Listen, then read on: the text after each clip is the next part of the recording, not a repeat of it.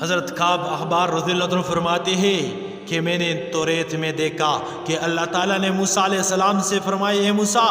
جب امت محمدیہ صبح کے وقت کی 2 رکعت نماز ادا کرے گی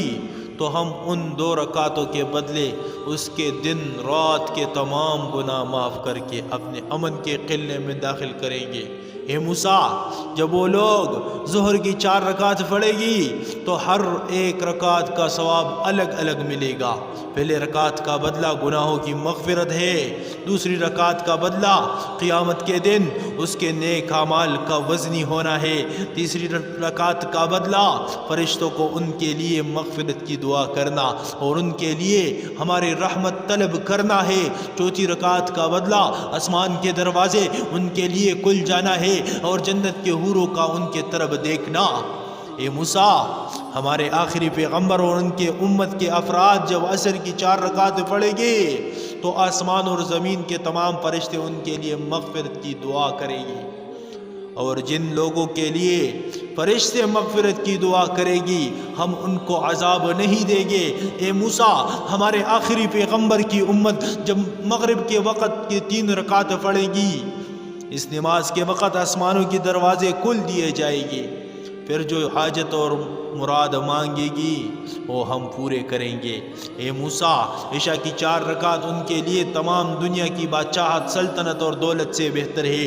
اس نماز کے پڑھنے کے بعد وہ لوگ گناہوں سے ایسے پاک اور صاف ہو جائیں گے جیسے کہ ماں کے پیٹ سے آج کا پیدا ہونے والا بچہ بالکل پاک صاف بے گناہ ہوتا ہے۔ نماز کا اصل مقصد یہ ہے کہ کائنات کے خالق کی عظمت کا نقش ذہن میں بیٹھ جائے، یہاں تک کہ اللہ تعالیٰ کے عذاب سے ڈرتے ہوئے اس کے احکامات پر عمل کرنا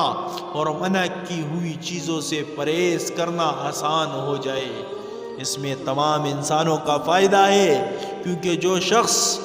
نیکیوں پر عمل پیرا ہو اور برائیوں سے الگ رہے، اس سے بلائی اور نفع کے سوا اور کوئی بات سرزد نہیں ہو سکتی۔ نماز کا حقیقی مقصد نیاز مندی کے ساتھ آسمان اور زمین کے خالق اللہ تعالیٰ کے برتری عقائق اقراب اور اس کے لازوال عظمت اور غیر فانی عزت کے آگے سرنگو ہونا ہے۔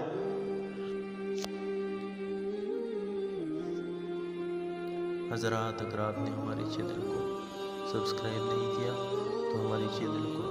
سبسکرائب کریں اور ساتھ میں گھنٹی کا بٹن بھی دبائیے تاکہ ہماری نئی ویڈیو آپ لوگوں کو بر وقت پہنچے۔ جزاک اللہ خیر کثیر کثیر۔